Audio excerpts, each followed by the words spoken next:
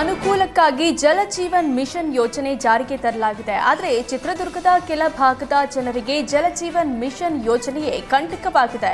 ಕೇಂದ್ರ ಸರ್ಕಾರದ ಮಹತ್ವಾಕಾಂಕ್ಷೆ ಯೋಜನೆ ವಿರುದ್ಧ ಜನ ರೊಚ್ಚಿಗೆದ್ದಿದ್ದಾರೆ. ಜೆಜೆಎಂ ಸ್ಕೀಮ್ನಲ್ಲಿ ನೀರು ಬರ್ತಿಲ್ಲ, ಇತರ ರಸ್ತೆಯೂ ಸರಿ ಮಾಡಿಲ್ಲ. ಜೆಜೆಎಂ ಮಾಡುವ ಸಲುವಾಗಿ ಮನೆಯ ಅಂಗಳದಲ್ಲೇ ಅಗೆಯಲಾಗಿದೆ.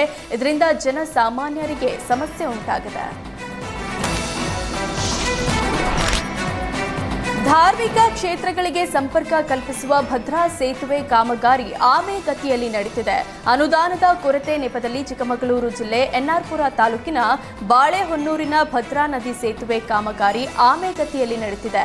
2017ರಲ್ಲೇ ಶಂಕುಸ್ಥಾಪನೆ ಮಾಡಿ 19 ಕೋಟಿ ಅನುದಾನ ಬಿಡುಗಡೆ ಮಾಡಲಾಗಿತ್ತು. ಅಂದಿನ ಸಿಎಂ ಸಿದ್ದರಾಮಯ್ಯ ರಿಂದ ಸೇತುವೆ ಕಾಮಗಾರಿ ಶಂಕುಸ್ಥಾಪನೆಯಾಗಿತ್ತು. 3 ವರ್ಷದಲ್ಲಿ ಮುಗಿಯುವ ಕಾಮಗಾರಿ 8 ವರ್ಷ ಕಳೆದರೂ ಪೂರ್ಣವಾಗಿಲ್ಲ. ಅರ್ಧಂಬರ್ಧ ಕಾಮಗಾರಿ ಮಾಡಿಸಿದ ಗುತ್ತಿಗೆದಾರರ ಕೆಲಸ ನಿಲ್ಲಿಸಿದ್ದಾನೆ. ರಾಜ್ಯ ಸರ್ಕಾರ ಸೇತುವೆ ಕೆಲಸ ಮುಗಿಸೋದಕ್ಕೆ ಮುಂದಾಗಿಲ್ಲ. ಧಾರ್ಮಿಕ ಕ್ಷೇತ್ರವಾದಂತಹ ಶೃಂಗೇರಿ, ಹೊರನಾಡು, ಕಳಸ ಪ್ರದೇಶಗಳಿಗೆ ಸಂಪರ್ಕ ಕಲ್ಪಿಸುವ ಸೇತುವೆಯಾಗಿತ್ತು. ಬ್ರಿಟಿಷ್ ಕಾಲದ ಭದ್ರಾ ಸೇತುವೆಯ ಮೇಲೆಯೇ ವಾಹನಗಳ ಸಂಚಾರವಾಗ್ತಿದ್ವು.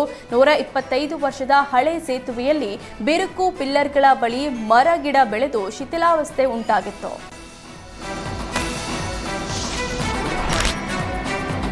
ಕಾಲ್ತುಳಿತ ಪ್ರಕರಣದಲ್ಲಿ ಪೊಲೀಸರ ತಲೆದಂಡಕ್ಕೆ ಮಾಜಿ ಸಚಿವ ರೇಣುಕಾಚಾರ್ಯ ಸರಣಿ ಟ್ವೀಟ್ ಮಾಡಿ ಆಕ್ರೋಶ ಹೊರಹಾಕಿದ್ದಾರೆ.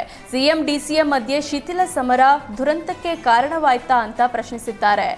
ಪೊಲೀಸ್ ಅಧಿಕಾರಿಗಳ ಅಮಾನತು ಕೇವಲ ಕಣ್ಣೊರೆಸುವ ತಂತ್ರನ? ಸಿಎಂ ಕುರ್ಚಿಗಾಗಿ ಹಗಲು ಜಪ ಮಾಡ್ತಿರುವ ಡಿಸಿಎಂ ಡಿಕೆ ಶಿವಕುಮಾರ್ ಅವರೇ ಪೊಲೀಸರದ್ದು ಏನೂ ತಪ್ಪಿಲ್ಲ ಅಂದಿದ್ರು, ತಪ್ಪೇ ಇಲ್ಲ ಎಂದ ಮೇಲೆ ಈಗ ಪೊಲೀಸರ ಕರ್ತವ್ಯ ನಿರ್ಲಕ್ಷ್ಯ ಗೊತ್ತಾಯ್ತೆ ಅಂತ ಪ್ರಶ್ನಿಸಿದ್ದಾರೆ.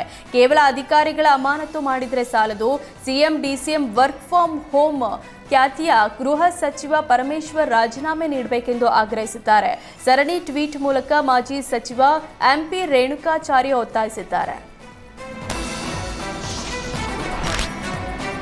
ಶಿವಮೊಗ್ಗ ಜಿಲ್ಲೆ ಸಾಗರ ಕ್ಷೇತ್ರ ಶಿಕ್ಷಣಾಧಿಕಾರಿಗಳ ಕಚೇರಿ ಮುಂದೆ ಸ್ವಚ್ಛತಾ ಕಾರ್ಯದಲ್ಲಿ ಸ್ವತಃ ಶಿಕ್ಷಣಾಧಿಕಾರಿ ಪರಶುರಾಮಪ್ಪ ಖುದ್ದು ಫೀಲ್ಡ್ಗಿಳಿದಿದ್ದಾರೆ. ಇದು ಇತರೆ ಸರ್ಕಾರಿ ಅಧಿಕಾರಿಗಳಿಗೆ ಮಾದರಿಯಾಗಿದೆ. ಕ್ಷೇತ್ರ ಶಿಕ್ಷಣಾಧಿಕಾರಿಗಳ ಕಚೇರಿ ಹಾಗೂ ಗುರುಭವನ ಆವರಣವನ್ನ ಸಹಂಕಾರಂ ಸಂಸ್ಥೆ ವತಿಯಿಂದ ಸ್ವಚ್ಛಗೊಳಿಸಲಾಯಿತು. ಕ್ಷೇತ್ರ ಶಿಕ್ಷಣಾಧಿಕಾರಿ ಪರಶುರಾಮಪ್ಪ ಗುದ್ದಲಿ ಬುಟ್ಟಿ ಹಿಡಿದು ಸ್ವಚ್ಛತಾ ಕಾರ್ಯದಲ್ಲಿ ಪಾಲ್ಗೊಂಡಿದ್ರು. ಇದು ಇತರರಿಗೆ ಸ್ಫೂರ್ತಿ ನೀಡಿದೆ. ಕ್ಷೇತ್ರ ಶಿಕ್ಷಣಾಧಿಕಾರಿಗಳ ಕಚೇರಿ ಹಾಗೂ ಗುರುಭವನ ಸುತ್ತಮುತ್ತಲೂ ನೆರಳಿಗಾಗಿ ನೆಟ್ಟ ಮರ ಬೀಳೋದ್ರಿಂದ ದೊಡ್ಡ ಪ್ರಮಾಣದಲ್ಲಿ ಕಸ ಬೀಳುತ್ತೆ. ಇದನ್ನ ನಗರಸಭೆಯವರು ಕಾಲಕಾಲಕ್ಕೆ ತೆರವು ಮಾಡದೇ ಇರೋದ್ರಿಂದ ಬಿಇಒ ಕಚೇರಿ, ಗುರುಭವನ ಸುತ್ತಮುತ್ತಲೂ ಕಸದ ರಾಶಿ ತುಂಬಿರ್ತಿತ್ತು. ಹೀಗಾಗಿ ಶಿಕ್ಷಕರನ್ನ ಒಳಗೊಂಡ ಸಹಕಾರಂ ಸಂಸ್ಥೆ ವತಿಯಿಂದ ಸ್ವಯಂ ಸ್ವಚ್ಛತಾ ಕಾರ್ಯ ಕೈಗೊಳ್ಳಲಾಗಿತ್ತು.